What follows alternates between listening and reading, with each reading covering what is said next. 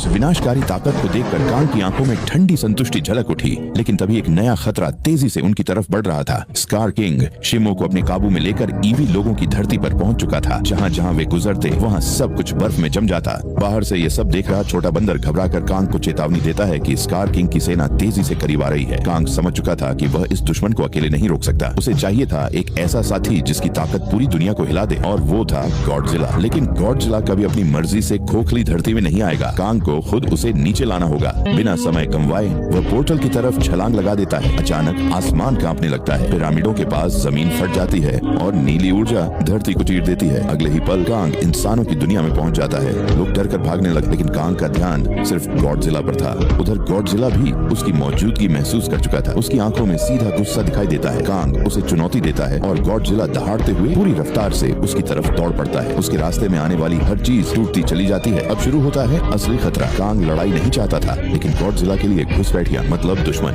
Godzilla जोरदार हमला करता है और कांग जमीन पर जा गिरता है। खुद को बचाने के लिए कांग उसकी आंखों में रेत फेंक देता है। कुछ सेकंड के लिए गॉडजिला अंधा होकर पिरामिड से टकरा जाता है, लेकिन इससे वह और ज्यादा खतरनाक हो जाता है। वो पलटकर कांग को अपने जबड़ों में दबा लेता है।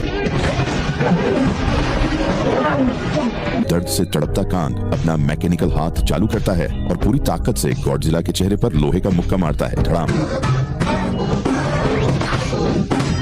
कांग मौका देखकर गॉडजिला की विशाल पूंछ पकड़कर उसे पोर्टल की तरफ घसीटने लगता है, लेकिन तभी गॉडजिला अपनी नई गुलाबी एटॉमिक शक्ति छोड़ देता है। भयंकर विस्फोट से कांग हवा में उछल जाता है। धुएं के बीच गॉडजिला फिर हमला करता है और कांग को जमीन पर दबा देता है। अब वह अपना आखिरी हमला करने ही वाला था कि अचानक आसमान से सफेद रोशनी की एक किरण उस पर गिरती है। एक रहस्यमयी विशाल पतंगा जैसी शक्ति सामने आती है। यह वही प्राणी था जो कभी गॉडजिला का सबसे करीबी साथी था। वह गॉडजिला को सच्चाई समझाती है कि कांग दुश्मन नहीं बल्कि मदद मांगने आया है। आखिरकार गॉडजिला शांत हो जाता है। अब दोनों दैत्य अपनी लड़ाई खत्म कर असली दुश्मन स्कार किंग और उसकी विनाशकारी सेना का सामना करने के लिए तैयार हो जाते हैं।